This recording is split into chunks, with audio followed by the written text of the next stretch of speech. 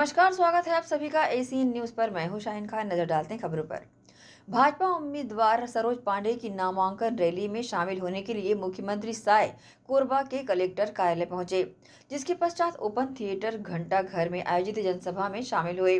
जनसभा को संबोधित करते हुए मुख्यमंत्री विष्णुदेव साय ने कहा कि छत्तीसगढ़ में कांग्रेस को खाता खोलने का अवसर नहीं मिलने वाला है।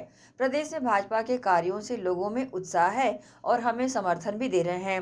पूर्व मुख्यमंत्री भूपेश बघेल काफी हताश हैं, इसलिए आए दिन उनके उल्टे सीधे बयान सामने आ रहे हैं। ये लोकसभा का चुनाव बाकी चुनावों से अलग है और इस बार ये लोकसभा का चुनाव 10 साल के लगातार काम के बाद देश के प्रधानमंत्री नरेंद्र मोदी जी को आशीर्वाद देने के लिए ये चुनाव महत्वपूर्ण है। 10 साल तक हमारे प्रधानमंत्री जी ने लगातार गरीबों की चिंता करी और गरीबों की चिंता करके उन्होंने भारत की राजनीति के परिदृश्य को बदल दिया है। आज जिस प्रकार की योजनाएं भारत में लागू हैं, उन योजनाओं को आगे बढ़ाने के लिए यह जरूरी है कि आने वाले समय में भारत और मजबूती से आगे बढ़े।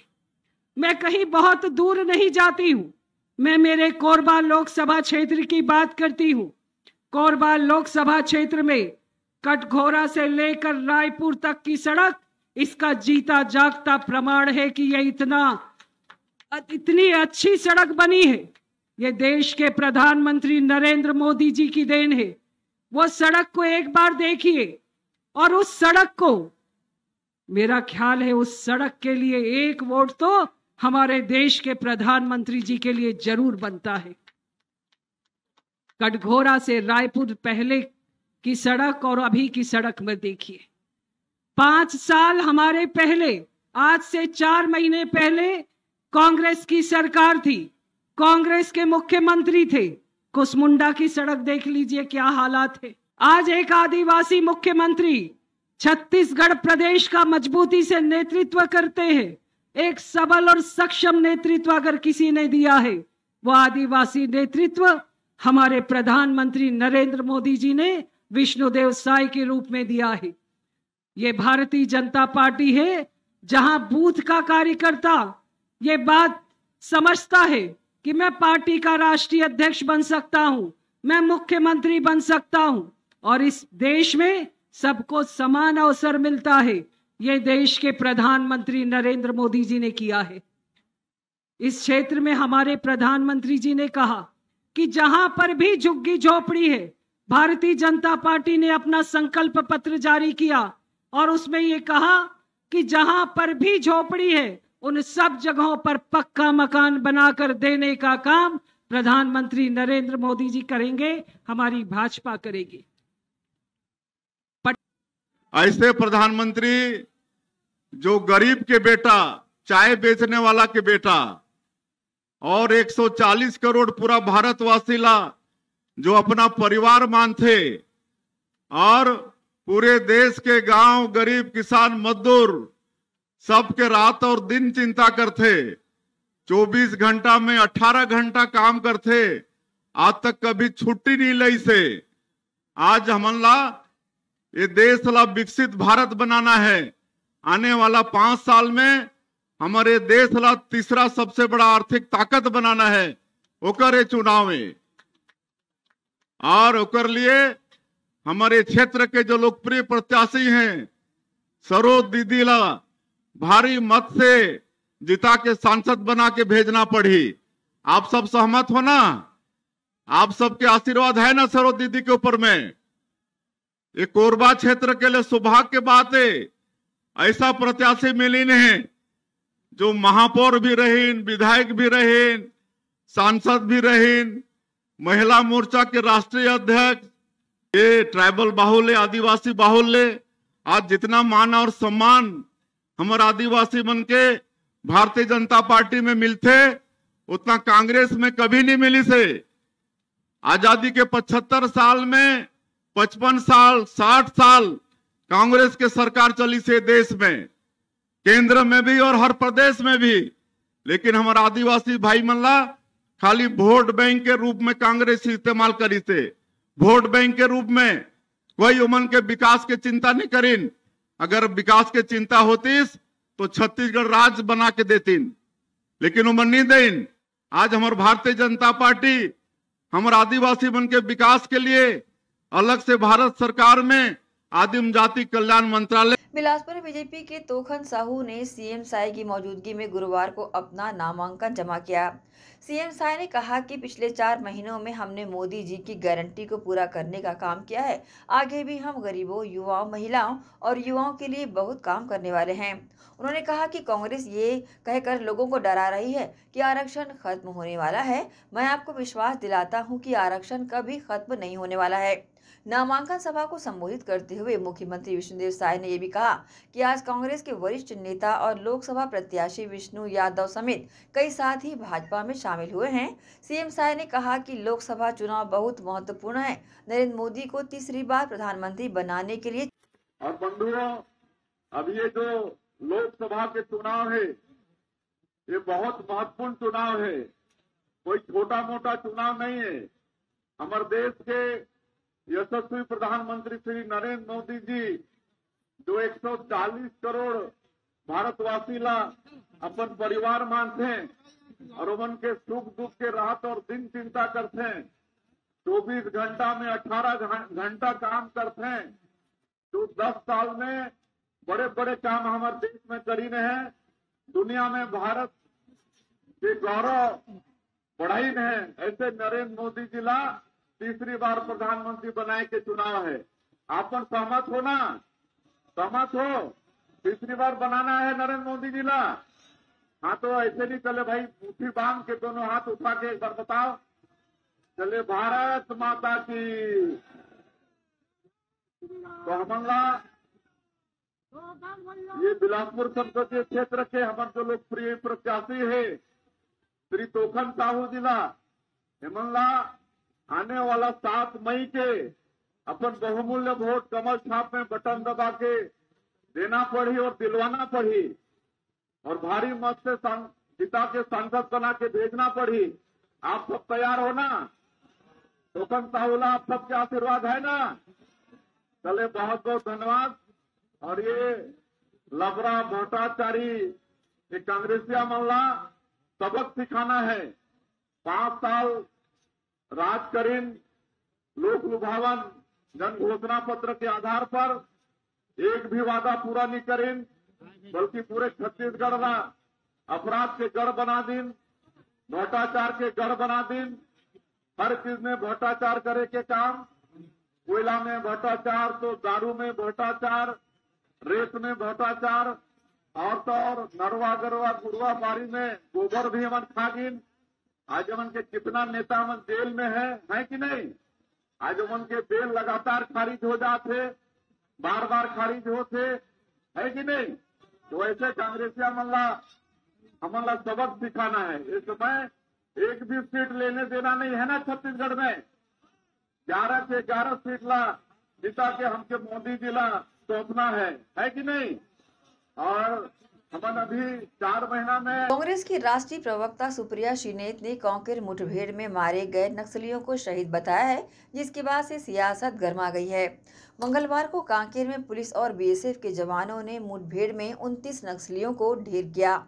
इस मुठभेड़ के बारे में सवाल पूछने पर कांग्रेस की राष्ट्रीय प्रवक्ता सुप्रिया श्रीनेत ने कहा कि इस पर राजनीति नहीं होनी चाहिए। मुझे लगता है कि इसकी गहन जांच होनी चाहिए और उन सब लोग जो शहीद हुए हैं, हमारे कुछ सुरक्षाकर्मी भी घायल हुए हैं, उन सब को हमारी संवेदना है। इसमें कोई राजनीति का सवाल ही नहीं है। सुप्रिया श्रीनेत के बयान पर उप मुख्यमंत्री अरुण साव ने कहा कि कांग्रेस का ये निष्कृष्ट बयान लोकतंत्र पर प्रहार है, सुरक्षा बलों के मनोबल और पराक्रम पर प्रहार है, छत्तीसगढ़ और बस्तर की जनता पर प्रहार है। नक्सलियों को शहीद मानने वाली कांग्रेस ने 5 साल बस्तर में इसी मानसिकता से कार्य किया है। नहीं, मैं इस पे कोई राजनीति नहीं करना चाहती हूँ। मुझे लगता है इसकी बिल्कुल गहन जांच होनी चाहिए और उन सब लोग जो शहीद हुए, हमारे सुरक्षाकर्मी भी कुछ घायल हुए, उन सबको हमारी संवेदनाएं हैं और इसमें कोई राजनीति का सवाल ही नहीं है। कांग्रेस पार्टी के प्रवक्ता द्वारा नक्सलियों को शहीद कहा जाना ये अत्यंत दुर्भाग्यजनक है, निंदनीय है। ये मुठभेड़ में मारे गए नक्सलियों को शहीद कहकर कांग्रेस पार्टी ने लोकतंत्र पर प्रहार किया है। ये देश के सुरक्षा बलों पर प्रहार किया है। देश के सुरक्षा बलों के बहादुरी पर प्रहार है। ये छत्तीसगढ़ और बस्तर की जनता पर प्रहार है। ये बहुत ही शर्मनाक बयान है।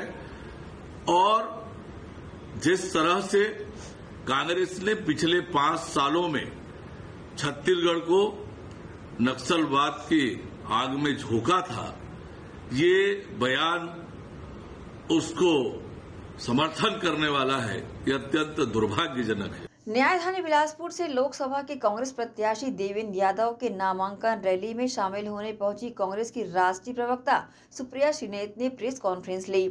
इस दौरान उन्होंने नक्सलियों को शहीद बताए जाने वाले बयान पर सफाई देते हुए बीजेपी पर जमकर निशाना साधा। कांग्रेस प्रवक्ता सुप्रिया श्रीनेत ने कहा कि भारतीय जनता पार्टी की फेक न्यूज फैक्ट्री मेरे बयान को गलत तरीके से चला रही है।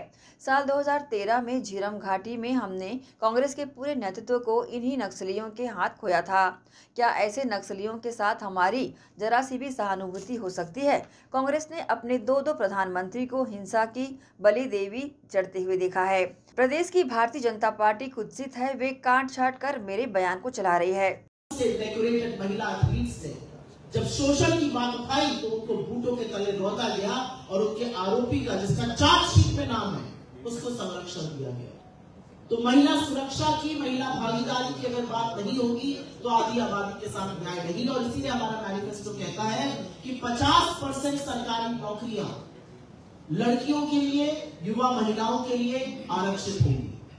हमारा मैनिफेस्टो कहता है कि गरीब महिला के हाथ में डायरेक्ट पैसा दिया जाएगा, 1 लाख रुपए सालाना, 8500 रुपए महीना। जो गरीब महिला परिवार की सदस्य है उसको वो पैसा दिया जाएगा। किसान न्याय के बारे में बात करना जरूरी है। 10 साल से किसान एमएसपी की मांग कर रहा है। बड़े बड़े वादे करके आए थे मोदी जी, एमएसपी पे ये कर दूंगा, किसानों की आय दोगुनी कर दूंगा। ऐसा कुछ होता दिखा नहीं। लेकिन जब किसानों ने अपने हक की बात करी तो 700 किसानों की शहादत हो गई। उसके बाद घुटने टेकने का काम किया गया। उसके बाद 3 काले कानून वापस दिए गए। किसान जब दिल्ली आना चाहता है, दिल्ली किसी के बाप की बपौती है। दिल्ली इस देश में सबका है। जितना दिल्ली आपका है उतना दिल्ली मेरा है, उतना इनका है, उतना किसी और का है, उतना एक मजदूर का है, उतना किसान का है। इस देश की राष्ट्र की राजधानी है दिल्ली। किसान क्या करना चाहता था? दिल्ली आकर शांतिपूर्वक उधर से प्रदर्शन ही तो करना चाह रहा था। उसके रास्ते खुदवा दिए, उस पर कीले बिछवा दी, आंसू गैस के गोले छोड़े गए किसानों पर। किसानों को आतंकी, मवाली, न जाने क्या क्या कहा गया। और हमारा मानना है कि जब तक इस देश का किसान समृद्ध नहीं होगा ये देश प्रगति नहीं कर सकता है। किसानों को एमएसपी की कानूनी गारंटी देने का वादा करते हैं हम। किसानों की कर्जा माफी करते हैं और डंके की चोट पर कहते हैं कि किसानों की कर्जा माफी होनी चाहिए। इसलिए होनी चाहिए क्योंकि अगर आप 16 लाख करोड़ अमीर पूंजीपतियों का माफ कर सकते हैं तो किसानों की भी कर्जा माफी करनी ही पड़ेगी। जीएसटी जिस तरह से खाद पर, बीज पर, कीटनाशक पर, खेती के अन्य उपक्रमों पर जो जीएसटी लग रही है, हम कृषि को जीएसटी मुक्त करने की पूरी कोशिश करेंगे, पूरा प्रयास करेंगे। ये हमारी गारंटी किसानों को। श्रमिकों की बात करते हैं। ये मेरा डेटा नहीं है, ये एनसीआरबी का डेटा है। जितने लोग रोज खुदकुशी करते हैं उसमें से 1/4 25% डेली मजदूर है। मुझे पक्का विश्वास है कि बिलासपुर में भी उबर, ओला, ये स्विगी, जोमैटो जैसे लोग होंगे जो 10 मिनट में आपके लिए खाना डिलीवर करते हैं, 10 मिनट में आपके लिए चाय की पत्ती लेकर आ जाते हैं। ब्लिंकिट जैसे लोग होंगे। कभी सोचा है कि अगर इनका एक्सीडेंट हो जाए, इनको चोट आ जाए तो उनके परिवारों का क्या होगा? कभी सोचा है कि अगर इनका पैर टूट गया और 6 महीने ये बिस्तर पर है तो इनके परिवारों का भरण पोषण कहां से होगा? और इसीलिए ऐसे गिग वर्कर्स के लिए हम एक सामाजिक सुरक्षा का कानून लाएंगे। मनरेगा लाकर ग्रामीण भारत में कांग्रेस की सरकार क्रांति लाई थी और हम मनरेगा को अब 400 रुपए प्रतिदिन की आय कम से कम करने की गारंटी देते हैं।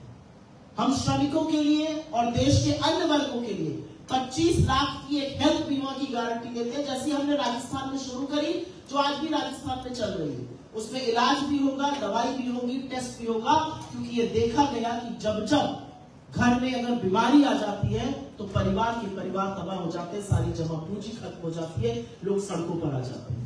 और अंत में मैं बात सबसे जरूरी करना चाहती हूं, हिस्सेदारी जाएगी। 73% आबादी है देश की, पिछड़े, दलित, शोषित, वंचित, आदिवासी वर्ग, कहां है उनका प्रतिनिधित्व? मीठी मीठी बातें करना तो ठीक है, कहां है वो लोग? क्यों नहीं उनका प्रतिनिधित्व है? क्यों आईआईएम्स में उनकी 5% है, क्यों आईआईटीज में वो 4% है, क्यों आईएएस के टॉप में 90 में से वो 3 है? कहां है ये लोग? और कैसे सुनिश्चित किया जाएगा कि उनका ज्यादा रिप्रेजेंटेशन हो? मेरे नेता एक बात कहते हैं, पैर में चोट आ जाए तो प्लास्टर लगेगा या बैंडेज ही लगेगा या सिर्फ पानी से ही सेक कर आप ठीक हो जाइएगा, इसका फैसला तो एक्सरे ही करता है कि लिगामेंट टेयर हुआ है, कि हेयरलाइन फ्रैक्चर है, कि पूरी हड्डी टूट गई है। तो ये एक्सरे करना जरूरी है। और इसीलिए हम कहते हैं कि सामाजिक और आर्थिक जातिगत जनगणना जरूरी है। जो पिछड़े हाशिए पर लोग हैं, जो आदिवासी दलित लोग हैं, जो मेन स्ट्रीम में नहीं है, उनको आगे लाना पड़ेगा। इसी के साथ ही रुकेंगे एक छोटे से ब्रेक के लिए, जल्द हाजिर होते हैं। आप सब बने रहिए एसीएन न्यूज के साथ।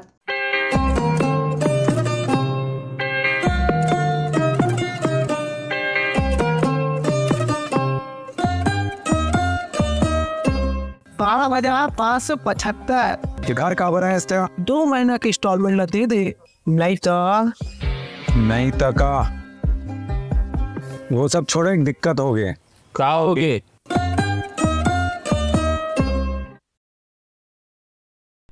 देखो 21 अप्रैल ले छत्तीसगढ़ के प्रीमियम शो ईएमआई के सब एपिसोड बिल्कुल मुफ्त में उहु मया टीवी के यूट्यूब चैनल में। तो चैनल ला अभी सब्सक्राइब करो।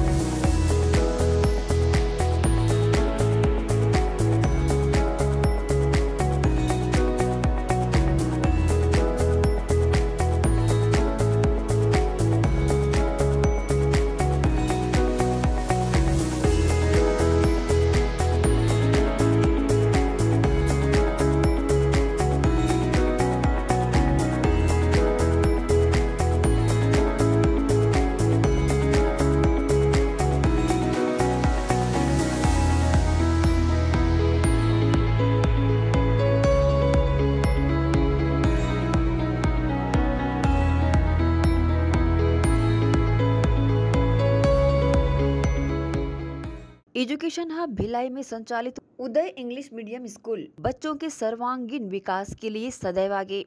प्ले ग्रुप से कक्षा 8वीं तक विद्यार्थियों को प्रशिक्षण। Uday English medium school admission open.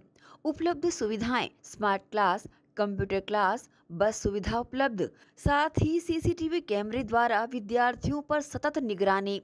अनुभवी शिक्षकों द्वारा विद्यार्थियों को स्पेशल इंग्लिश ट्रेनिंग।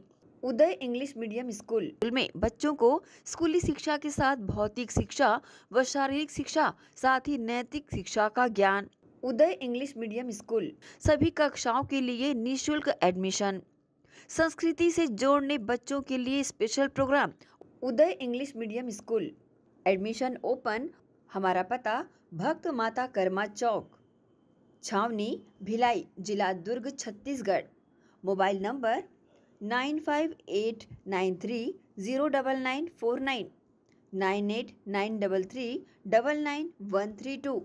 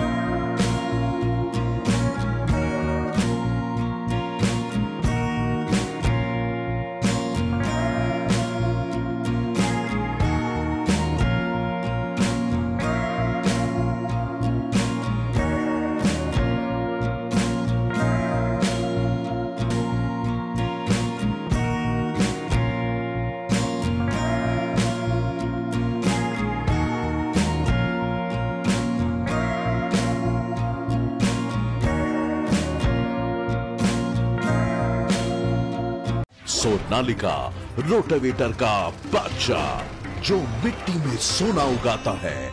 हम उनके सपनों को हकीकत बनाते हैं। खेती के उपकरणों में दुनिया का number 1 heavy duty rate Sonalika agro solutions पेश करते हैं सोनालिका शानदार रोटावेटर ऑफर। त्योहार के अवसर पर लाखों के उपहार।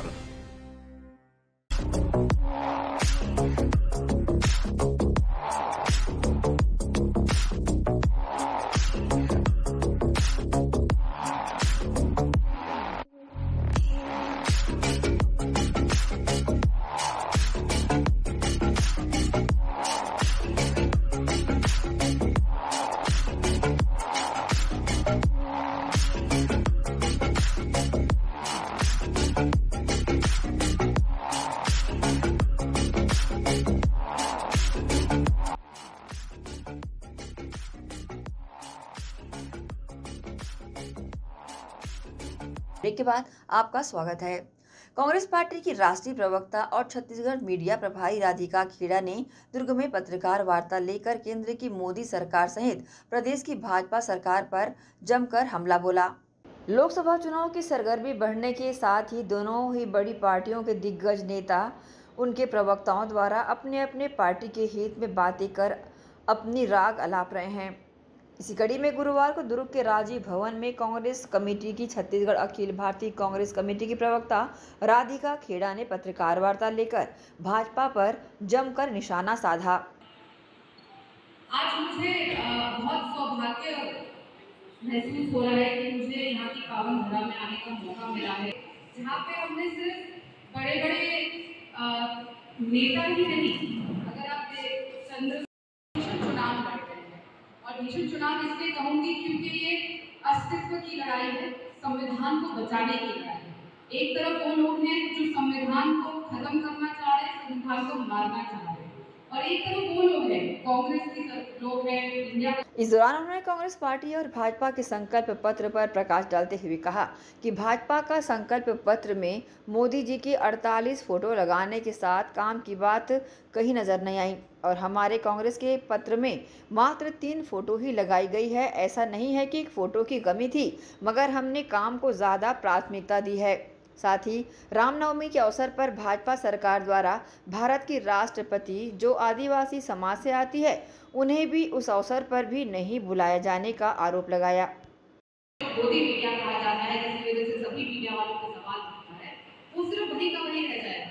मौत से मोदी जी है, वो चाहते हैं कि दूसरी मौत से मौन सबको कर दे, सब कुछ जनता के हक का पैसा उद्योगपतियों के पास जाएगा, और जनता से आंदोलन करने का, सवाल पूछने का भी हक छीने, और संविधान सिर्फ आम जनता को फर्क खत्म होने से सिर्फ आम जनता परेशान नहीं होगी। संविधान हमारे देश की मीडिया को भी हक देता है कि वो बेखौफ होके किसी से। इसके साथ ही भाजपा सरकार पर लगातार जनता से किए वादों को गिनाते अपनी सरकार बन जाने पर युवाओं और महिलाओं को 1 साल में 1 लाख दिया जाने का वादा किया, और साथ हमारे देश का संविधान बचाने की बात कही। इस संबंध में उन्होंने मीडिया के समक्ष प्रतिक्रिया दी। देखिए, ये तो आपने स्वयं बोल दिया।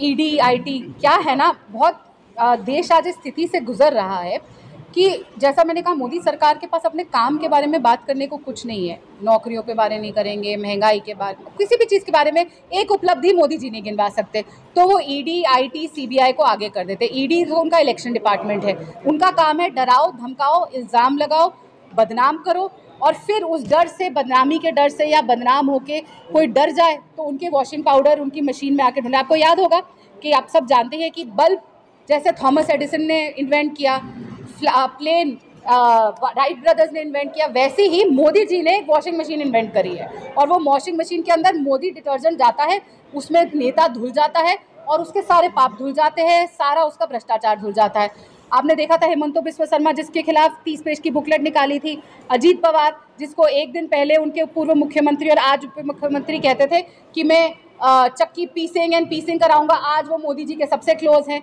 छगन भुजबल जिसके ऊपर केस थे, प्रफुल्ल पटेल जिसके ऊपर सीबीआई ने उसकी प्रॉपर्टी तक सील कर दी थी, आज सब कुछ हटा लिया गया है। यहाँ के भी कई लोग जा रहे हैं इसी डर से, क्योंकि आप इल्ज़ाम लगा देते हैं, और जो नहीं जाता है, जिसने गलती नहीं करी है, जिसने कोई भ्रष्टाचार नहीं किया है और जो डरता नहीं है, और कांग्रेस पार्टी को उन्हीं लोगों की ज़रूरत है जो डरते नहीं हैं। जो डरते हैं, जो डरपोक हैं, वो मोदी जी को मुबारक, पर जो डरते नहीं हैं और निडरता से इस देश की सेवा करेंगे और इस देश को आगे ले जाने का काम करेंगे, वो कांग्रेस में रहेंगे और अपनी विचारधारा के साथ जुड़े रहेंगे। ये तो होता नहीं ना कि कोई प्रधानमंत्री होता है तो ज़रूरी है उनके घर में प्रधानमंत्री हो। अब मोदी जी का भी परिवार है, हर चीज़ है, सबके होते हैं। ये बोलना, जब अगर कोई एक आगे निकल गया किसी भी जाति में, किसी भी धर्म का, माइनॉरिटी का कोई भी आगे निकलता है, तो क्या उनके बाकी परिवार को हक नहीं होता कि वो आगे बढ़े? अगर आज सपोजिंग फॉर एग्जांपल मैं आपकी बात कर लेते, कोई भी, मुझे नहीं पता आपकी धर्म जाति क्या है, मेरे लिए आप एक हिंदुस्तानी हैं, किसी भी जाति का कोई भी हो, चाहे ओबीसी हो, एसटी हो या आदिवासी हो, अगर वो आदिवासी आरक्षण का फ़ायदा लेके आगे बढ़ गया है, तो क्या बस आगे बढ़ना उसी तक सीमित रहना चाहिए, उसके परिवार के बच्चों को, ताकि वो भी वापस पीछे चले जाए? हमारा ये एम है कि सब आपको जिनको जैसे इसलिए जातिगत जनगणना करने की जरूरत है, हर तरीके की जनगणना, जिसकी जितनी आबादी उसका उतना हक। अगर एक पर्टिकुलर समुदाय के लोग आगे बढ़ चुके हैं तो जाहिर सी बात है उधर का कोई भी, मैं किसी पर्टिकुलर जाति की बात नहीं कर रही, किसी एक धर्म की नहीं, पर जिनकी आबादी जितनी है और उनके यहाँ पे कितना बढ़े नहीं आगे, तो उनको आगे ले जाने हमें पहले इस चीज़ को सॉल्व करने की जरूरत है। जितनी हमारी पॉपुलेशन है आज भी, अगर आप कहते हैं ना कि कोई आगे बढ़ चुका है, देश की स्थिति ये नहीं है। अमीर आदमी भी आज अपर मिडिल क्लास भी लोअर मिडिल क्लास में आ चुका है। तो ये हालात देश की अनप्लान्ड नोटबंदी, अनप्लान्ड जीएसटी की वजह से हुए हैं, क्योंकि जब एक इंसान बिना लोगों को बात करे, उन्होंने जीएसटी को लेकर जो लोग हैं, व्यापारी हैं, उनसे कोई चर्चा नहीं करी, नोटबंदी के लिए आम जनता से चर्चा नहीं करी, 3 किसान काले कानूनन के लिए आम जनता से चर्चा नहीं करी। जब तक आप विपक्ष और जनता को चर्चा लेकर नहीं करेंगे, समस्याएं नहीं लाएंगे, आप लाइए कानून, कोई नहीं कहता करने की जरूरत है। जब तक जनगणना नहीं होगी, ये नहीं पता चलेगा कितने गरीब है, कितने अमीर है, कितने मिडिल क्लास है। अब देखिए, जब कांग्रेस की सरकार थी, जो मिडिल क्लास उस समय था, आज वो लोअर मिडिल क्लास हो गया है। मोदी जी यहीं पे छत्तीसगढ़ की सरजमीन पे कुछ दिन पहले आके गए, भाई और बहनों, मैं 80 करोड़ लोगों को मुफ्त राशन देता हूँ। शर्म की बात है कि एक देश का प्रधानमंत्री अपनी सभा में जब वोट मांगने आया है, ये बोल रहा है कि मैं मुफ्त राशन देता हूँ। आपको ये बोलना चाहिए था कि 80 करोड़ लोगों को मैंने रोजगार दिया, सशक्त बनाया, कि उनको मुफ्त के राशन की ज़रूरत ही नहीं पड़ी। मुफ्त के राशन की तब ज़रूरत पड़ती है जब महंगाई अपरंपार होती है और रोजगार नहीं होता। उन्होंने आज खुद स्टैंप लगा लिया इस बात पर कि आज देश बेरोजगारी से जूझ रहा है, क्योंकि अगर रोजगार होता तो कोई भी मुफ्त का राशन लेने के लिए खड़ा नहीं होता, क्योंकि कोई नहीं चाहता, क्योंकि गरीब से गरीब आदमी भी हो, उसका स्वाभिमान कभी भी ये नहीं कहेगा कि वो मुफ्त का राशन लेकर आए, क्योंकि हमारे यहाँ एक कहावत है, मुफ्त की रोटी तोड़ना, और कभी भी कोई नहीं चाहता। सशक्त बनाइए अपने देश को कि किसी को भी, एक इंसान को भी मुफ्त का राशन ना देना पड़े, और वो डंके की चोट पे कह दे, हाँ मैं भारत में रहता हूँ और मेरे को मुफ्त का राशन की ज़रूरत नहीं है, मेरे पास नौकरी है, रोजगार है, महंगाई नहीं है, तो इसकी बात करें ना। तो उसके लिए लेकिन हमें जनगणना करने की ये समस्या है। ये चुनाव किसी के हार और जीत का नहीं है, ये चुनाव संविधान को बचाने की लड़ाई का है। पूरा इंडिया गठबंधन एकजुट होकर देश का संविधान बचाने की लड़ाई लड़ रहा है, और देश का संविधान इसीलिए बचाने की ज़रूरत है क्योंकि मोदी सरकार संविधान नष्ट खत्म करते ही सबसे पहला काम आरक्षण खत्म करने का करेगी। आरक्षण इसलिए ख़त्म करेगी क्योंकि SC, ST, OBC से उनको कोई मतलब नहीं है, उनको सिर्फ एक आदमी से मतलब है, अदानी, और उनके साथ अंबानी। दूसरी चीज़, वो चाहते हैं कि पूरे देश का निजीकरण हो जाए। सबसे बेहतरीन एग्जाम्पल अगर हम इसका दें तो आपका खुद का भिलाई स्टील प्लांट है, जिसको बार बार निजीकरण वो करना चाह रहे हैं, और उनका एक लक्ष्य छत्तीसगढ़ चुनाव जीतना ये नहीं था कि हम छत्तीसगढ़ की जनता की सेवा करें, पर वो ये चाहते थे कि जिस तरीके से नगर नार प्लांट का निजीकरण किया जा रहा है, उसी तरीके से भिलाई स्टील प्लांट को भी अडानी को बेच दिया जाए। तो ये चीज़ वो संविधान में संशोधन लाना चाहते हैं ताकि ना आप सवाल उठा सके। जो सरकार आज संविधान के होते हुए, जब संविधान हमें ये हक देता है कि हम आंदोलन कर सके, अपनी आवाज़ उठा सके, आंदोलन को दबाने के लिए शहंशाह हमारे तानाशाही कर रहे हैं, डरा रहे हैं, केस कर रहे हैं, लोगों को कह रहे हैं अगर आप आंदोलन करोगे तुम्हें सरकारी नौकरी नहीं मिलेगी, अपनी आवाज़ उठाओगे तो तुम बाहर नहीं जा पाओगे। 800 से अधिक किसान शहीद हो गए, उन पे ड्रोन से हमले किए जा रहे हैं, बेटियों पे, खिलाड़ियों पे लाठी चलाई जा रही है। तो वो चाहती है कि संविधान नष्ट हो जाए, ख़त्म हो जाए, ताकि आप आंदोलन भी ना कर सके। वो चाहती है जो मीडिया आज आप जो मुझसे सवाल पूछ रहे हैं, कल को किसी से भी सवाल ना पूछ सके। वो चाहते हैं कि उनकी 400 सीटें आ जाए ताकि मीडिया से भी सवाल पूछने का हक चला जाए, ताकि देश की जनता ये ना जान सके कि मोदी जी जैसे भिलाई स्टील प्लांट का निजीकरण करना चाह रहे हैं, नगर नार का निजीकरण कर रहे हैं, किस तरीके से देश को अडानी को बेच रहे हैं, ये जनता तक ना पहुँचे। ACC बिक चुका है, ये जनता तक ना पहुँचे। ये तो मैं धन्यवाद देती हूँ आप जैसी मीडिया का, जो हर चीज़ जनता तक पहुँचाने का काम करते हैं, और हमारे तानाशाह का चेहरा जनता तक पहुँचाने का काम करते हैं। 400 पार बोल रहे हैं, आपको कितना? मैंने जैसा आपको कहा 400 पार वो बोल रहे हैं, और वो 150 पे भी नहीं पहुंचेंगे। हम बस एक बात बोलते हैं कि हम देश के लिए न्याय की लड़ाई लड़ रहे हैं, संविधान को बचाने की लड़ाई लड़ रहे हैं। हम इतनी सीटें लेकर आएंगे कि देश को एक सशक्त सरकार देंगे, एक स्टेबल सरकार देंगे, और ताकि एक कोई भी देश के संविधान पे हमला ना कर सके, देश की महिलाओं पे हमला ना कर सके, किसान पे हमला ना कर सके, युवा हमारा 22 साल पे रिटायर होकर बेरोजगार ना हो, किसान हमारा खुशहाल हो, उस पर हमले करे ना जाए, उनकी शहादत ना हो, बेटियां खिलाड़ी हमारा विश्व भर में जाके नाम का डंका करे, उन पे लाठियां ना चलाई जाए, और सबको महंगाई से राहत मिले, रोजगार मिले, तो उसके लिए जितनी सीटें चाहिए हो। मैं कभी ऐसे वादे नहीं करती कि ये पार कर देंगे, वो पार कर देंगे। हम वो करेंगे कि जनता की सेवा हो सके और बिना किसी रुकावट, बिना किसी बाधा के। और हाँ, जब हमारी सरकार बनेगी, हम ऑपोजिशन की आवाज़ दबाने का काम नहीं करेंगे, उनको लोकसभा से बाहर निकालने का काम नहीं करेंगे, सबसे डिस्कस करके हर चीज़ को साथ लेकर चलेंगे। एसीएन न्यूज़ के लिए दुर्ग से नसीम फारूकी की रिपोर्ट। कांग्रेस के पूर्व विधायक व प्रदेश प्रवक्ता शिशुपाल शौरी भाजपा ज्वाइन करेंगे। वे रायपुर में सीएम विष्णुदेव साय की मौजूदगी में भाजपा ज्वाइन करेंगे। शिशुपाल शौरी ने कांग्रेस छोड़ने की वजह पार्टी की खराब नीति और अनदेखी के आहत होकर भाजपा प्रवेश की बात कही। शिशुपाल शौरी ने बयान जारी कर कहा कि प्रधानमंत्री नरेंद्र मोदी ने प्रदेश को आदिवासी सीएम देकर आदिवासियों का नाम बढ़ाया है। उन्होंने कहा कि कांग्रेस में 10 साल तक निष्ठा से कार्य करने के बाद भी पार्टी में उनकी अनदेखी होती रही, लेकिन अब वो मन बना चुके हैं कि आम जनता के हित में काम करने वाली भाजपा के साथ जाकर लोगों की सेवा करेंगे। कांग्रेस अपने मूल विचारधारा से भटक गया है और ये दिखाई पड़ता है।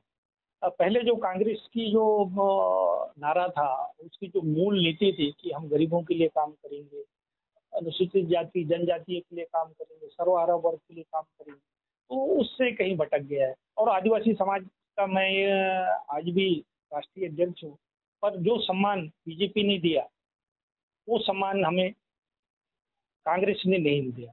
आज देखो कि राष्ट्रपति जैसे पद पे एक आदिवासी जो महिला को उन्होंने सर्वोच्च पद पर बिठाकर आदिवासी समाज को गौरवान्वित किया। हमारी प्रदेश में बड़ी मांग रही है कि हमारे प्रदेश में कम से कम आदिवासी मुख्यमंत्री हो। अगर हम 32% से ज़्यादा आदिवासी निवास करते हैं तो हमको ये हक भी बनता है और कि अपनी मांग को रखें, और इसको बीजेपी ने बखूबी निभाया। कांग्रेस में वो दम नहीं है। कांग्रेस तो अपने अपने आदमियों को खुश करने पे लगी हुई है, और जो स्थानीय रूप से जो बड़े कथाकथित बड़े नेता हैं वो नहीं चाहते कि उनके इच्छा के विरुद्ध कोई काम हो। भले ही इससे कांग्रेस पार्टी का, कांग्रेस कार्यकर्ताओं का मनोबल घटे, किंतु वो अपने राजनीतिक स्वार्थ के लिए किसी भी हद तक जा सकते हैं, और यही चिंता का विषय है और यही चिंता हमारे साथ भी रही है। तो इसी से हम व्यथित होकर हम एक सशक्त विकल्प जो हमारे पास सामने दिखाई पड़ रहा है उधर जाने का निर्णय लिए। देखो, हम ये जो हमारी जो न्याय व्यवस्था पे खासकर मेरा दृढ़ विश्वास, अगर हम अपराधी हैं तो हम कहीं भी जाएं तो क्या बच सकते हैं? हमारे यहाँ की जो न्याय व्यवस्था है ऐसी है कि अगर कोई दोषी होगा तो निश्चित पकड़े जाएंगे, और मेरा भी दृढ़ विश्वास है, मेरा भी ये मानना है कि दोषी को बख्शना नहीं चाहिए, क्योंकि हमारे प्रजातंत्र को खोखला करने वाली यही अपराधी तत्व हैं जो राजनीति में घुसे हुए हैं। अगर मेरे ऊपर कोई आरोप लगा है, राजनीति में आरोप लगना एक सामान्य सी बात है। अगर आप विधानसभा और लोकसभा में देखेंगे तो आज की तारीख में 33% से ज़्यादा सांसद चुन के आए हैं जिनके कोई ना कोई आरोप लगते रहते हैं, और उसका हम मुकाबला करेंगे। पर मैं ये सिद्ध करके बताऊंगा कि मेरे ऊपर जो आरोप लगे उनसे मेरा क्या लेना देना। अगर किसी दूसरे का मामला होता तो समझ में आता, वो यहाँ ना कोई जानता है ना देखा है, उससे मेरा क्या संबंध हो सकता है। और अगर कहीं से भी अगर आया है तो हम उसका मुकाबला करेंगे, चाहे पार्टी में रहे चाहे किसी भी पार्टी में रहे। सच्चा की हमेशा विजय होती है, और मुझे विश्वास है कि वो सच्चाई की विजय होगी। अभी तक तो नहीं आया है, किसी तरह की बात नहीं आई है, किंतु मैंने जो निर्णय ले लिया है वो अंतिम निर्णय है। मैं कोई भी अगर इस तरह के प्रयास होते हैं तो विनम्रता पूर्वक, ये तो बीजेपी संगठन तय किया होगा या करेगा, वो मेरा विषय नहीं है। मेरा तो ये है कि जैसे जैसे दूसरे चरण के मतदान की तारीख नजदीक आती जा रही है, वैसे वैसे भाजपा व कांग्रेस में आरोप प्रत्यारोप तेज होते जा रहे हैं। इसी कड़ी में अखिल भारतीय कांग्रेस कमेटी की राष्ट्रीय प्रवक्ता एवं छत्तीसगढ़ मीडिया प्रभारी राधिका खेड़ा ने राजनांदगांव के राजीव भवन में प्रेस वार्ता ली और भाजपा पर एवं भाजपा के संकल्प पत्र को लेकर जमकर निशाना साधा। जब मणिपुर से लेकर गुजरात तक कोई भी नेता देश में 4000 किलोमीटर पैदल नहीं चला। जब राहुल जी गए, लोगों से मिले, विभिन्न लोगों से मिले, अलग अलग धर्म जाति, हर महिला, युवा सबसे मिले, तो जो उनकी समस्याएं थी उनको हमने अपने न्याय पत्र में लाने का काम किया। हम भी चाहते, हम भी अपने नेता की बहुत सारी फोटो लगाते थे, लेकिन हमने फोटो एल्बम पे चर्चा नहीं करनी ना, हमने काम की बात करनी। बार बार देखिए 10 साल से हम देखते आ रहे हैं, इनका संकल्प पत्र आता है जो कभी भी कागज से धरातल पे नहीं उतरा, लेकिन हम हमेशा काम की बात करते हैं। और जब मैनिफेस्टो की बात कर रहे हैं तो मैनिफेस्टो में सबसे इम्पोर्टेंट चीज मैं आपको बताना चाहूंगी, जो फर्क है मोदी जी ने काम की, रोजगार की कोई बात नहीं, हम सब जान करेंगे और अपने युवाओं के लिए अप्रेंटिसशिप प्रोग्राम लेकर आएंगे जिससे उनको अपनी पहली तनख्वाह मिलेगी। अगर युवा 25 साल की उम्र से कम है और उसने डिप्लोमा किया हुआ है, ग्रेजुएशन करी हुई है, तो साल का 1 लाख रुपया, 8,000 रुपया कुछ महीने का हुआ तो पहली तनख्वाह मिलेगी। आपके बच्चे सबसे पहले अपनी कमाई लेकर आएंगे तो आगे ताकि बढ़ सके, वो पढ़ाई आगे करना चाहते हैं और काम करना चाहते हैं, अपना बिजनेस लाना चाहते हैं। हम चाहते हैं कि आज का युवा सशक्त बने। हम उनको ये नहीं कह रहे कि रोजगार के लिए पकौड़े तलना भी, आप MBA करिए, B.Ed करिए, डॉक्टर बनिए, उसके बाद आप चाय की दुकान लगाइए, आप पान की दुकान लगाइए और पकौड़े तलिए। पकौड़ा भी रोजगार है मोदी जी के हिसाब से। वो नहीं चाहते कि पढ़ा लिखा बच्चा अपना ही जो MBA करके आया है वो कोई बिजनेस कर सके, नहीं, वो नहीं चाहते। इसीलिए मैनिफेस्टो में उनके संकल्प पत्र में नौकरी को लेकर, रोजगार को लेकर एक शब्द नहीं, जो बकाया है वादा की थी उसके ऊपर भी शब्द नहीं है।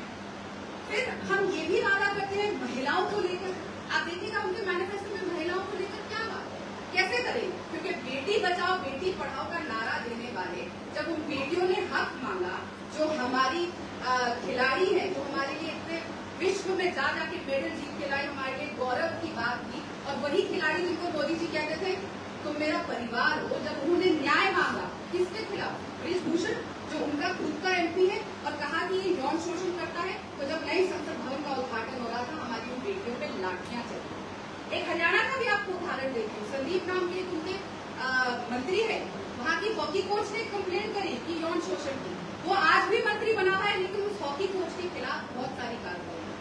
तो बेटियों को तो हमें लगातार भारतीय जनता पार्टी से बचाना पा रहा है, इसलिए महिलाओं के लिए कोई बात नहीं करेगा। और छत्तीसगढ़ की महिलाओं के बारे में भी बात कर लेते हैं हम। एक गारंटी मोदी जी 3 महीने पहले लेकर आए थे, अपनी चाइनीज गारंटी, और कहा था कि हम महतारी बंधन योजना के तहत महिलाओं को हर महीने 1000 रुपए देंगे। आज 3 महीने हो चुके हैं, सिर्फ 30% महिलाओं को महतारी बंधन योजना का लाभ मिला है। 70% महिलाएं आज भी इंतजार कर रही हैं कि उनको पहली किस्त मिलेगी। लेकिन जब शाह साहब राजनीति का हुआ है, जब मोदी जी बस्तर आए तो बोल के जी हमने तो महतारी बंधन योजना दे दी, पर आप भी जानते हैं आंकड़े यही है कि 70% महिलाओं को पहली किस्त मिली।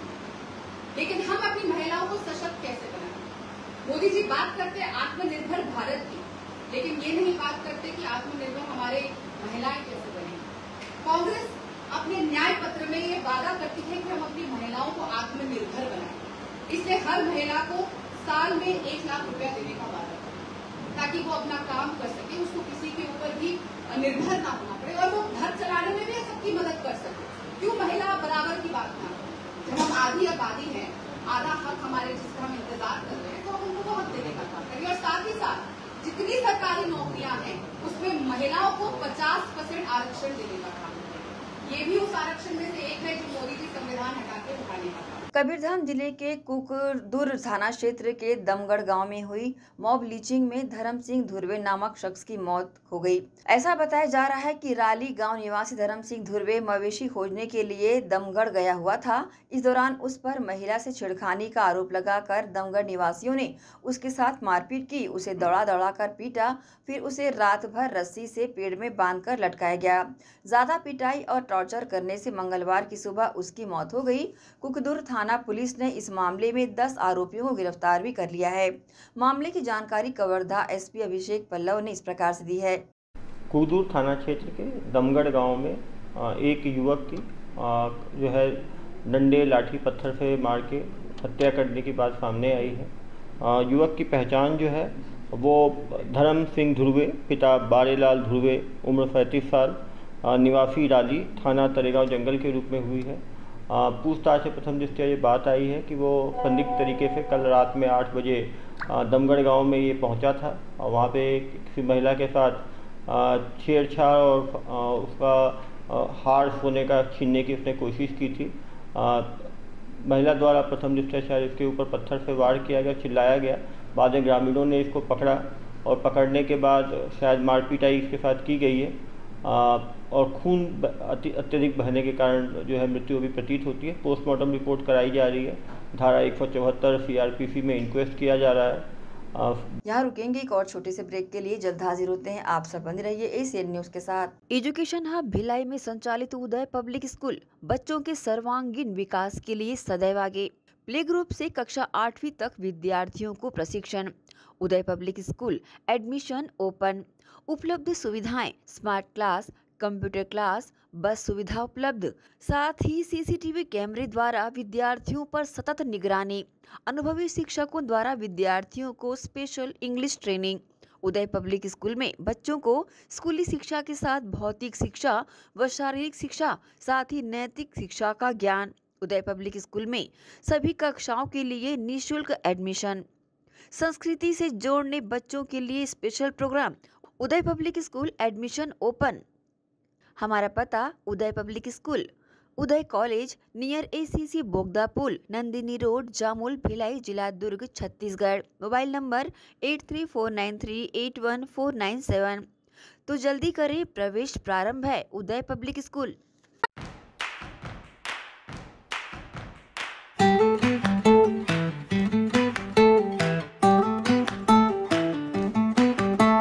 नन्हे नन्हे प्यारी जान, पढ़ेंगे लिखेंगे तभी तो बनेंगे भारत की पहचान। बच्चों से ही है कल का भविष्य, तो आइए उदय पब्लिक स्कूल में जल्द ही एडमिशन कराइए। जी हाँ, एडमिशन शुरू हो चुके हैं।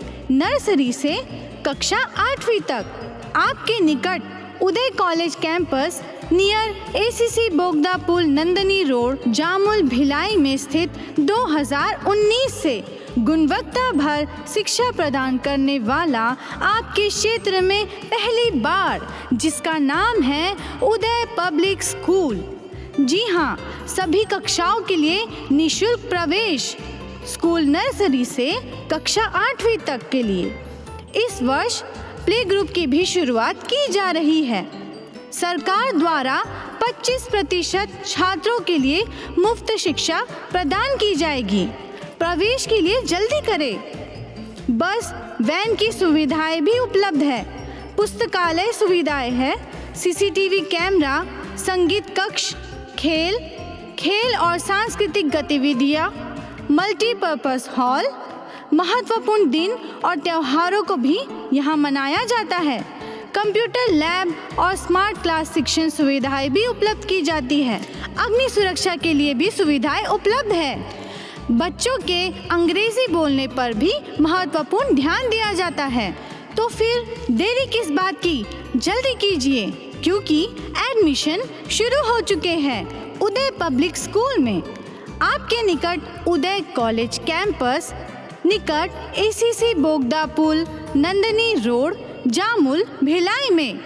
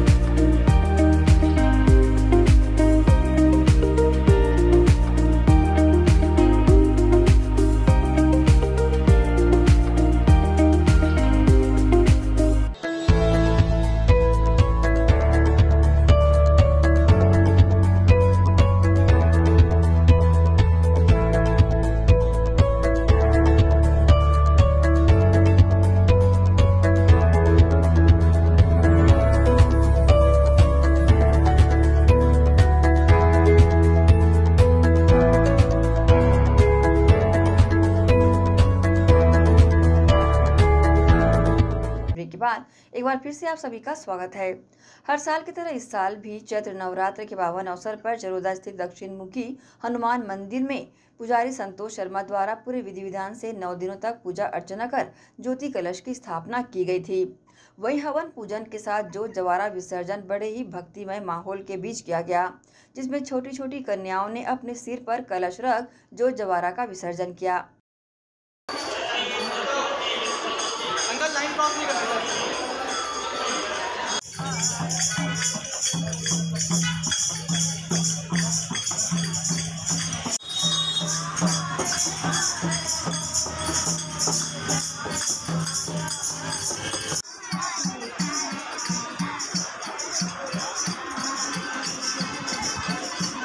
माँ भवानी की जय।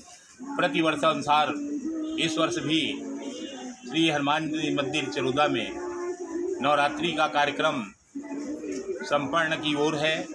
यहाँ पे अभी प्रतिवर्षानुसार इस वर्ष भी 421 ज्योति कलश स्थापित हुई थी और आज उनकी विसर्जन का कार्यक्रम संपन्न प्रसाद वितरण संपन्न हो रही है और थोड़ी देर में संपन्न हो जाएगी। जिस तरह से हमारे समस्त ग्रामवासियों का सहयोग जो श्री हनुमान मंदिर को मिलता है वह अटूट है। उनकी श्रद्धा, उनकी भक्ति आज मैं 50 वर्षों से देखते आ रहा हूँ कि जिस तरह से ये लोग अपना अमूल्य समय दे करके वाकई में उस समय झलकती है कि भगवान के प्रति लोगों की आस्था प्रेम कितनी है। और इसी तरह से मैं आशा रखता हूँ कि वो लोग भी इसी तरह अपने मन जो है उस परमात्मा की ओर अटूट श्रद्धा, अटूट भक्ति के साथ लगी रहे। आज अभी हमारे यहाँ प्रतिवर्षानुसार इस वर्ष भी हमारे विजय बघेल जी सांसद जो थे हर वर्ष आते थे। इस समय हमारी कोई कार्यक्रम सुबह का था वो त्रुटि हो गई, शाम को हुआ। इस कारण से व्यस्त होने के कारण आज वो उपस्थित नहीं हो पाए और उनकी फ़ोन जरूर आई थी। हमने कहा कि हमारी कार्यक्रम जो है शाम को संपन्न होगी, इसलिए वह अनुपस्थित रहा ये रही। और मैं बस एक ही आशा रखता हूँ कि जिस तरह से हमें लोगों का, समस्त ग्रामवासियों का सहयोग जो हनुमान मंदिर चरोदा को मिलता है और मिलता रहेगा, मैं इसी आशा के साथ सबके लिए हनुमान जी से, माँ जगदम्बा से प्रार्थना करता हूँ कि सबके परिवार को सकुशल सुखी रखे। इन्हीं भावनाओं के साथ बोलिए दुर्गा मैया की जय। अंतर्राष्ट्रीय हिंदू परिषद राष्ट्रीय बजरंग दल के तत्वावधान में प्रत्येक वर्ष की भांति इस वर्ष भी रामनवमी की शोभा यात्रा भिलाई 3 थाना परिसर स्थित मंदिर से निकलकर भिलाई 3 नगर का भ्रमण करते हुए वापस पुलिस ग्राउंड पहुंची, जहां शोभा यात्रा का समापन किया गया। इस शोभा यात्रा में संगठन के पदाधिकारी, जनप्रतिनिधि सहित सैकड़ों की संख्या में लोग शामिल रहे।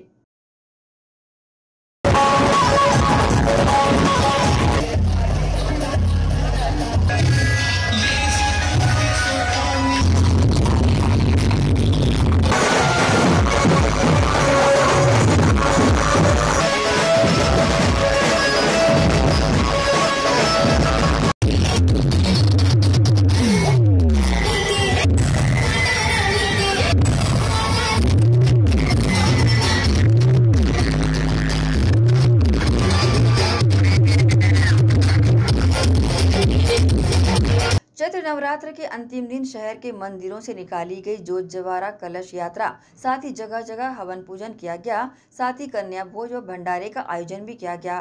चैत्र नवरात्र के अंतिम दिन रामनवमी पर पूरा शहर श्रद्धा से सराबोर रहा। सुबह से ही देवी देवताओं में दर्शन करने के लिए भक्तों की भीड़ रही।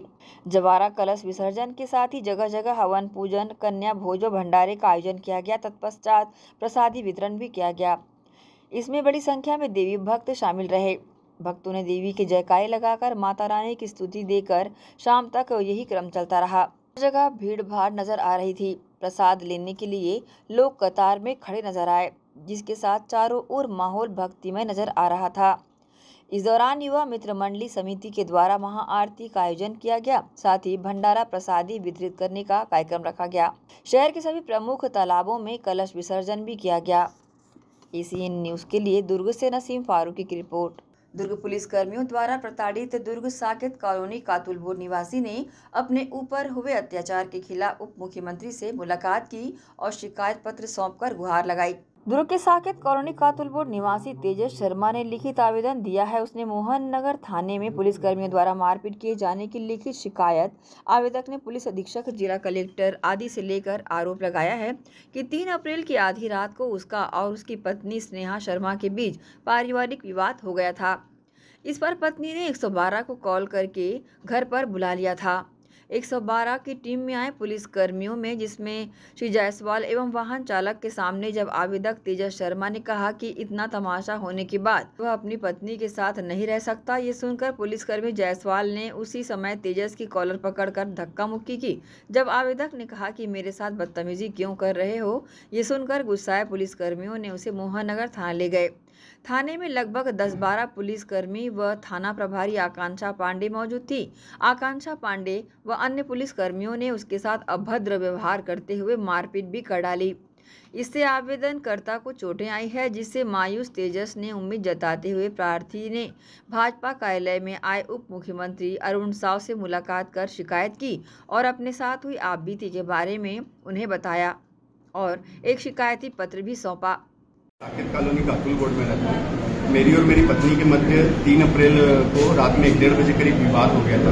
तो उसको कुछ समझ में नहीं आया, उसने 112 को कॉल कर दी कि वो आएंगे समझाएंगे करके। तो 112 से सुपेला में जायसवाल जी हैं, वो आए 112 के ड्राइवर के साथ में और मुझे बोले कि क्यों महाराज जी क्यों ऐसा करते हो, अच्छे से बात कर रहे थे। फिर मैं अपनी वाइफ को बोला कि आपको पुलिस को फ़ोन नहीं करना चाहिए था, बच्चे भी देख रहे हैं, अब आप मेरे साथ नहीं रह पाओगे। तो इतना सुन के वो मेरे को बोले कि पुलिस के सामने ऐसे बात करता है, चल थाने। मैं बोला ठीक है सर चलते हैं।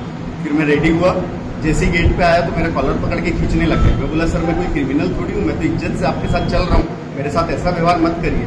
तो फिर वो बोले चल थाने तेरे को बताता हूँ कैसा बात करते करके। फिर वो थाने ले गए।